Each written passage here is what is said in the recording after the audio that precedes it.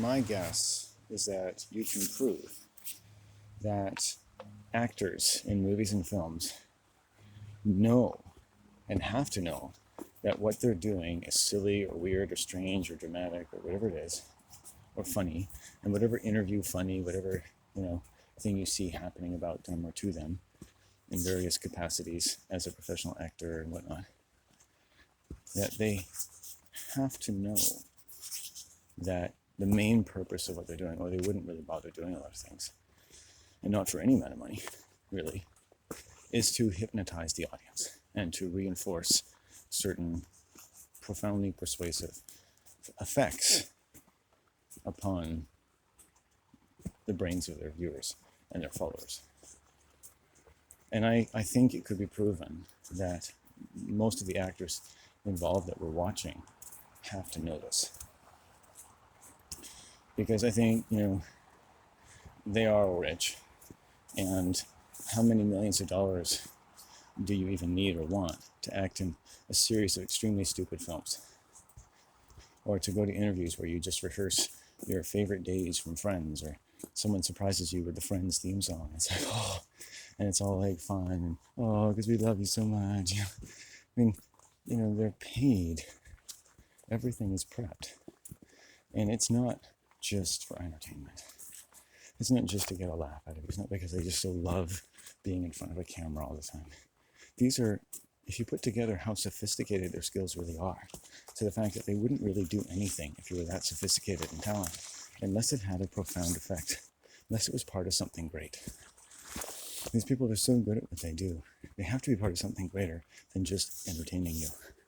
You can come at it different ways, but they are there to practice witchcraft over you. To do a lot of things, though they themselves don't have to be particularly focused upon this, that are on the realm of basically putting you to sleep, hypnotizing you, insulting you, training you, abusing you, titillating you, entraining you, and giving you surrogate mommy and father emotions, and rehearsing your own death over and over again at different levels that are commensurate with the different types of lethal organizations of laudable human occupations, which is a subject in itself, right? That is part of the study of cult psychology, which is a capacity which all groups tend to need to resort to, and could be said, it is inevitable that your group will do just that. And so any human group is going to have sexual abuse and assault and harassment. I'm playing a game with myself where, as I walk, I'm trying to feel like, what was the worst type of energy I encountered today? I think it's got to take the cake. The dude in the forest. Oh my God. That is one creepy motherfucker. I gotta tell you, creepy is sustained insult. I'm satisfied that I've done everything I could, so I'm not gonna... I don't raise my voice to him. I don't give him any new information about how I feel about him.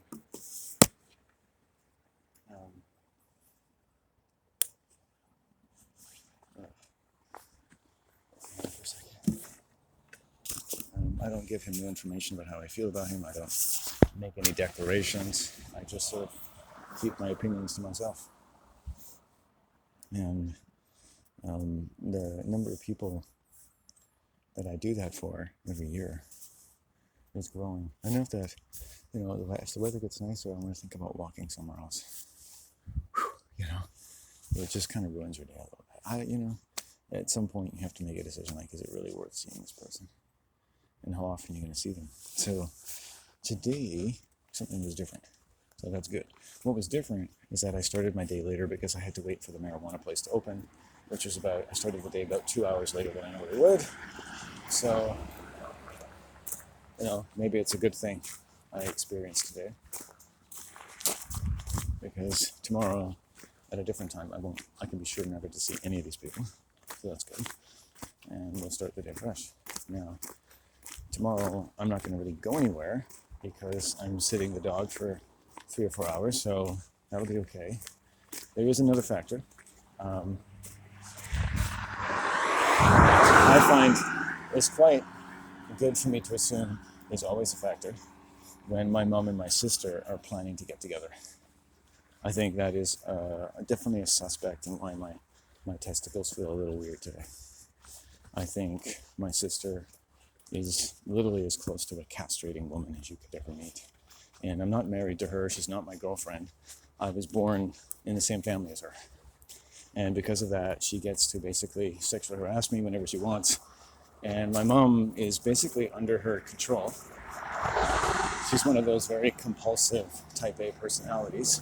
Very compulsive. So that basically means that she holds a good deal of sway over my mom.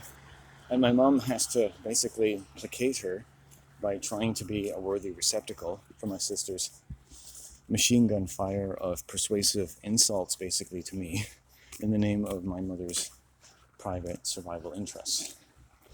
And thankfully my mom and I talk enough to kind of sort of clarify this between us. But my mom, because she deals with such people in her life, and throughout her life as a child even, she tends to enter into a suspension of disbelief. And she enters into a trance state, and so she becomes a different person. So she's talked to my sister on the phone for 20 minutes to 45 minutes, a lot of which can be quite insulting to me. And my mom will get off the phone, and she's in a different personality. She's this person, even without drinking, she's a belligerent personality. She doesn't like me. She's taken on the spirit and the personality of my sister's emotional obsessions with me. She's become basically a minister of my sister's violent desires toward me. She's literally just entrained my mother to do violence to me and to eliminate me as a person, because my sister does that herself, and they started doing that when she was a teenager in what she called the pretty girl gang with the more popular and sexually aggressive females.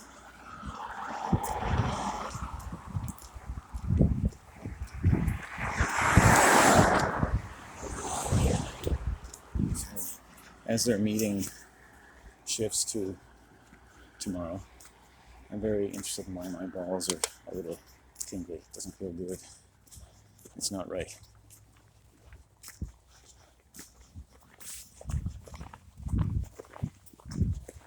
And I got something in the runes today that was about reverse T-loss, which is a challenge to your manhood and a challenge to my heart and my joy, but then also a resolution into Salilo and Fehu, which is the sun and the currency of manhood, essentially. So we're going to look for a restorative function here.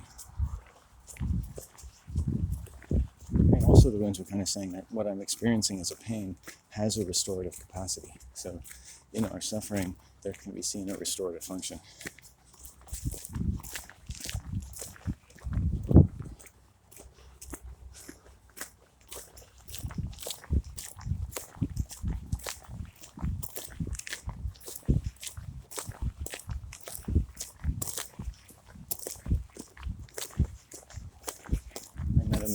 I have met a man many times on other trails, and I never take his time. He likes to sit. He needs his own time, whatever. We don't talk. Slight recognition here and there, always respectful. I have to pass through him, make my apologies. This fucker in the park here and his wife, uses my name every time he sees me, presumes much more than he has any right to presume, and just doesn't have a modest bone in his fucking body. And the only way his wife would have a modest bone in her body is if I was fucking her. As a man, I've become a little late in life acutely sensible of when women are in any kind of arousal or excitement, no matter how nicely they try to pass it off in their training and their personality, that is predicated upon taking anything from me, time, space, over familiarity, my name, that I don't wish to give away. And I wasn't meaning to give away when I told you my name. And this guy takes a little bit every time he sees me. I'm not going to do anything about it. It goes away eventually. It's better to just get angry. And it's like the demon will go away. You have to kind of recognize it. It's like the demon is like recognizing the thought force that this person is representing to you based on complexities, of course, that we've touched on today. But it's like the working end of a cult. Doesn't matter what profession, it does matter what profession they've been in, but it is remarkable what profession they've been in, but in any profession, this can be the case. So these are retired pedophiles, essentially, for the system. And I find a lot of retired teachers to be some of the most fucking pugnacious people I ever meet. I mean, Jesus Christ. You know, I know you're not all that way, but maybe the fact that some of you are is remarkable in informing us of the kinds of conditions you work in, the occupational hazards of your profession, and let's not forget the occupational hazards of children who are around your profession. I noticed with the BC Transit again, everything you might think is a provision for the safety of their customers always talks about the safety of their workplace, right? It is assumed if it's safe for them, it's safe for you. They've adopted you when you go onto their buses. Their safety is your safety. They are the mother. They are the mother institution. If they're safe, you're safe. If they don't think you're unsafe, you're not unsafe. They will decide if you're safe or not. It doesn't matter what you have to say about it. They'll do what they need to do. They've become a communist collective mother system that is exercising the prerogative that you would exercise over an infant, over their customer base. It's disgusting, and it's sexual assault. It's built right into their attitude. It's right into their culture, right into the lying, filthy sacks of shit that drive their buses, whoever they may be, or whomever they may be. This is a group of violent people. I don't think that just because you drive a bus, you have to be this way. This isn't even a difficult area to drive a bus in. That's the creepy part of it. Like, I could understand if it was certain busy, high-populated, high-crime areas in the world, but it's not. And I guarantee if you found those bus drivers, they're mostly fucking pretty decent people. Because as it happens, the better at your job you are and the need to be, the more challenging it is, the better at your job you need to be. If a mountain is really tough, you have to be a really good mountain climber, or you're going to fall and die. These bus drivers never have to become good bus drivers. They're not climbing. They're not really sitting in the big boy seat. They never really make it. They raise them up, they give them a uniform, but they're not fully competent. When I've seen abusiveness in cults, you have people propped up by magical thinking who are not disposed, for reasons this, that, and the other, to treat people properly. I myself could not work with people. Like, I wouldn't want to be a bus driver. And I think that most are pretty good probably. But around here, it's a cult.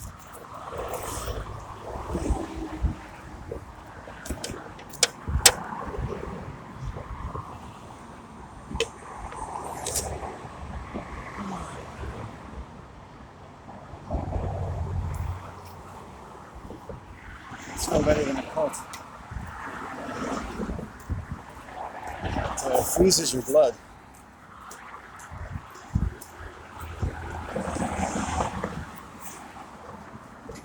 And it's filled with women, not just, who are mothering, regulating, and managing the population. It's not like they're just driving a bus. There's other things to do. And I think a combination of perfect storm-like forces have given them much too much freedom to molest their customers. And they're totally protected from all liability. And the bus drivers have had an opportunity over many thousands of miles to hone their skills in sharing things with you as a stranger that you would never want anyone to share with you. In energy, in word, in any way, shape, or form.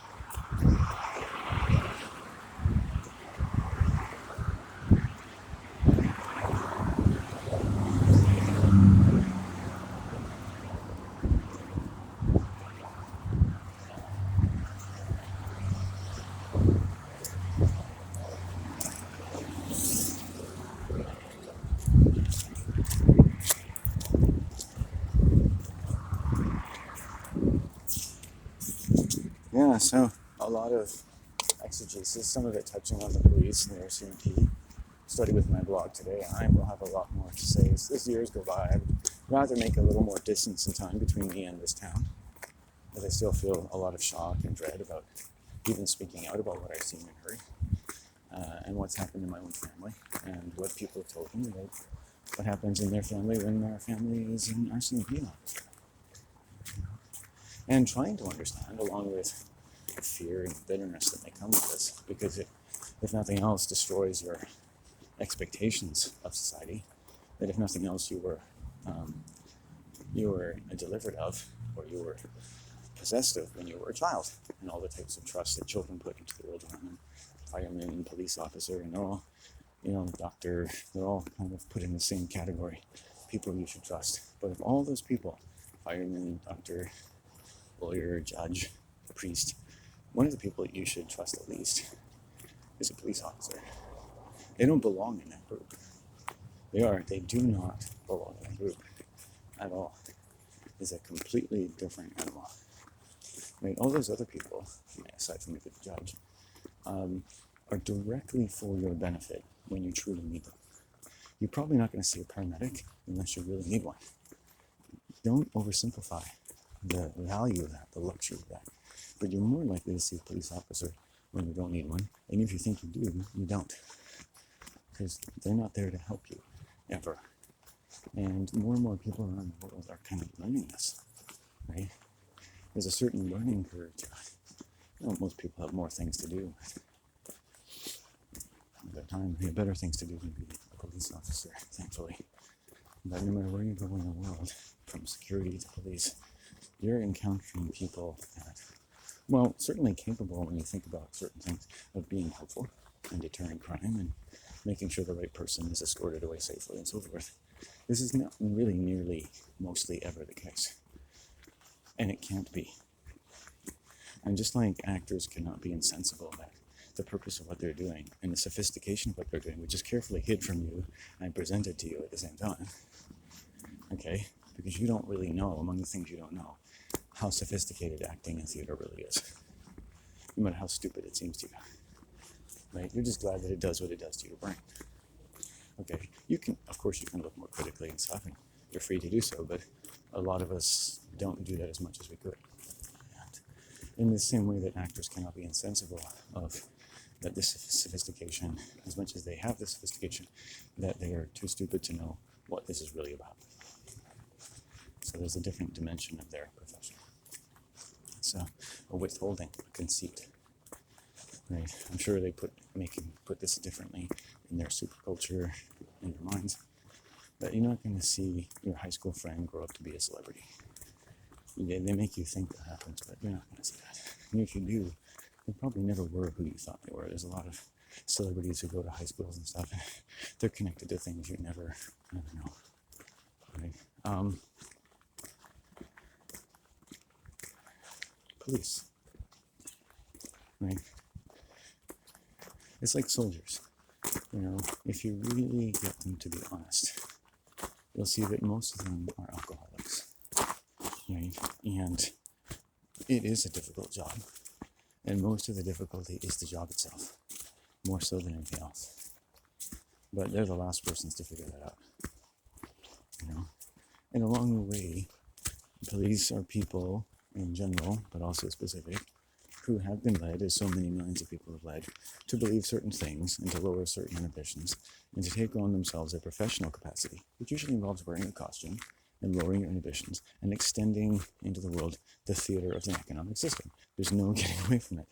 And in theater, there's a plot, and it's always grave.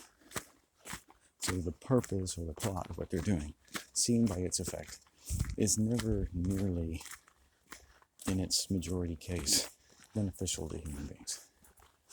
Okay? And so think about what the human race as a whole is sustaining because the police are doing their job and just doing their job and nothing but their job. And how, in terms of just how cults in general work and society in general, they could scarcely avoid doing anything else. Right?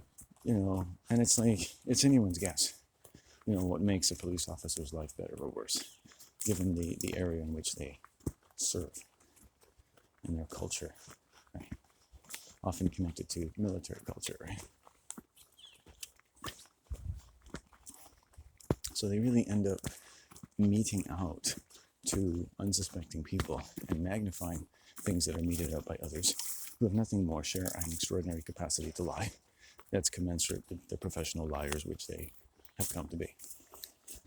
Okay? Making up new realities, massaging the truth. You know, what is truth, really? That should be a philosophy course for police officers. What is truth? For people who can tell the truth even when they're lying. And the darkness comprehendeth it not. Right? I've never been looked at or walked up to so many times in a way that gave me an idea of what it would feel like to be mugged than I have by RCMP officers for no fucking reason. You know? It's ball-shattering how just seeing one of their cars makes me feel like shit for the rest of the day. Knowing what I know, what they do with their time, and what it comes to.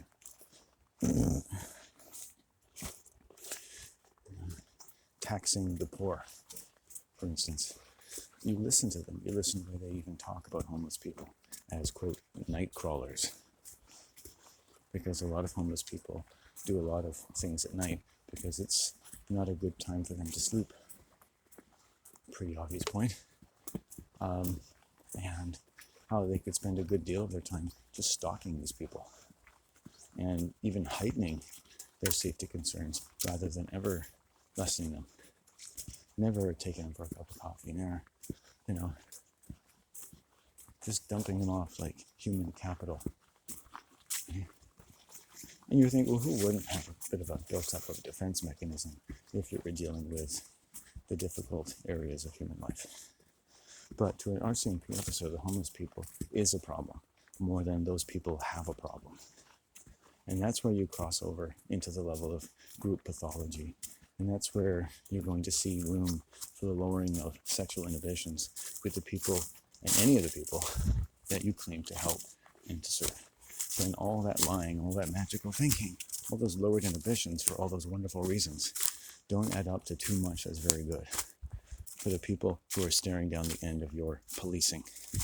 And I've come out of my building like never before and literally been stared at by an RCMP officer there for a totally different purpose, but possibly related, as though he was going to hump me, fuck me, rape me, or mug me. And I had to walk by. The only other, even less scary thing that ever happened was that a man came through the bush and held a 9-inch blade near to my throat. Even that didn't scare me, because there was no intention to harm me. It was just a kind of interesting and awkward gaffe, actually. And so you compare these instances. Right? Police fear, police fear, police fear. And other people, meth addicts, alcoholics, people with large knives, violently deluded people, no fear. You know, I don't fear them. I fear the way the police look at me. I fear sometimes the way they drive by me. I can walk down the road, literally, and feel, as I've learned to feel, energy stalking me, because it's like a field of energy that collects in the ethers under the behest of someone's mind. Right? Hey, don't mind me. Hey. Oop.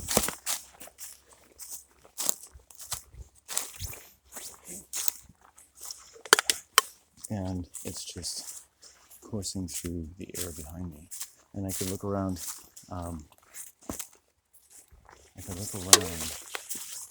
While I'm walking, and sure enough, there's a police car going by. And I thought, maybe there's someone on a skateboard about to fucking run into me, because I've had that.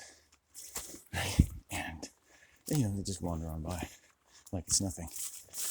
But it's happened to me a couple times, and so, they know that I know. And I'm just sort of innocently looking around. I'm not staring at them. It's like, I'm just collecting information. Because that's all I can do, right? They have me at their mercy. I can just learn and speak, and you kind of can get into the intricacies of why they might be feeling this way towards you.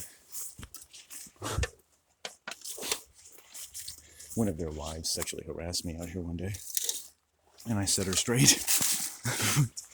And carefully, cautiously, honestly, and with an honest amount of sincere emotion, and the emotional harm, at least, she did to me. and set her on her way, you know, an absolutely undeveloped, ugly human being. And you just wonder what these people do all their whole lives. And I can walk 15,000 miles, but the worst people I meet are RCMP officers or their spouses. On any occasion. Right? One of their children tried to rape me once in my own home. Her and her friends were talking about how they conducted rape gangs when they were sleeping in the same house as male friends. And they would jump on in the middle of the night and fuck them. You know? How one of them basically fucked a 16-year-old boy, got pregnant, and then just left him back on the street where she found him. Went home to her mom and found a good-looking guy with a good job and had a few more children with him. And how it's all just wonderful and pure. And that's not the first time. And that same woman tried to fuck me the first night I saw her and was angry that I didn't comply. And you start to add up these experiences. You start to put them together. You start to see patterns. You start to feel the patterns. And you're like, you don't want to do anything about it. It doesn't make you want to hurt women or anything like that. You know, it's just like, oh, sucks for you. And you think, well, you know, it took me a long time to get through these experiences to the point I kind of could feel what was happening, because it happens in a second. You know, it's like another animal who looks at you like meat, and it could take you 10, 20 years to process what that feels like. But in her mind, this is just how sex happens. And guys, as far as you know, go along with it, and they should consider themselves lucky. You get to touch her tits, you get to fuck her in the pussy, you know, and basically just going off of like an hour knowing her. You know, wow, that's a woman who's ready to go, eh? That's a whore, right? My mother was best friends with her. My mom was best friends with another young woman who also worked in the spa industry, who also tried to sexually assault me, right? And liked older men. Put those things together, right? I'm sure she has a few children with different men by now. And what you find out about them is that they miss their fathers. You know, so there's another factor. If you want to find the human in all this, it's the girl who lost her father. And when people have lost enough, they'll treat you in awful ways that they have found they can treat people. And either those people will reciprocate, as those people have learned to do in the cultural perversion of the world, and who's really at fault at that point, or they won't. In which case, they're effectively interrupting something that you're used to getting and suffering no blowback as to the consequences to initiating what might even possibly be unwanted sexual contact with another man or boy, leading to childbirth, right? Taking absolutely no precautions to prevent childbirth, but being interested again and again in fucking strange men until you get pregnant, I guess. And, you know, whether they give a fuck about that or having a child in the world, well, who cares? They don't even have that conversation with them. It doesn't matter. I mean, they can figure that out for themselves, right? All they can do is get horny and fuck me. In the moment. Let's be in the moment, darling. Right? Well, you know what? It's not good to be in the moment when you got an erection. You want to go to the bathroom and take a few deep breaths. I guarantee you, men and boys. And just think, do you really need to do this? Right? Maybe a trained gynecologist, psychiatrist should go and talk to her for a few years. Think about it. You can probably pass on this. There might be something else for you in life. If you can possibly say no, do so. You know, really, the sex you pass up is the destiny that you will embrace. I don't think any man or boy should think that she has to fuck, or he, sorry, has to fuck. Well, men are treated like women, essentially. But man, the word man is actually a virgin, a man-woman. Ma and on are both feminine related terms, philologically, right? So if you've got a two-man, and you get the word man made of two words for women. And you got Adam, a dame, and Eve. A mon-Eve is no Eve. Is a daemon Eve is a daemon. That comprehends what women and men, or women and women need to be. And so essentially all relationship is conceived at the soul level as a woman-on-woman relationship. And the man's need should be the same as a woman's. And if a woman is happy, women are happy, men should be happy, because they're basically women. It's part of witchcraft. Right? It's in all films, it's in language, it's in the Bible. That's why Adam and Eve are brother and sister. They're more like two sisters. Okay. But then you might think, so, yeah, I don't think any man has to have sex with a girl. I don't think you should have to think that your whole life is based upon having sexual contact with this person at all, ever. Unless, at least someone you trust, like getting into a big financial investment, says, hey, that's okay, that sounds like a good idea. Go talk to someone first. Do your call a friend. Ring, ring. Hey, Joe, remember that thing we said about if I ever needed your advice? Oh, yeah, sure. Well, what does she look like? Well, she's naked in the next room, and she says that she thinks I'm the man of her life. And she pulled out several different sex toys and just invited me over for dinner. But after the movie, started sticking her tongue down my throat and rubbing my crotch. Well, you're not going to want to hear this. I know. Probably not. Okay, just come out, wish her good night. Try not to let her hurt you. She may usher violent things. She may usher humiliating things to you. But it's better than, putting your dick in this type of woman. Okay, thanks. Click, and then go. Right? And in this way, women have raped millions of men. And they found their husbands by inviting them over for dinner and touching their dick after the movie and sticking a tongue down their throat. Women do this all the time. They do it all the time. They do it in college, they do it in high school. It's how they find boyfriends, for fuck's sake. Right?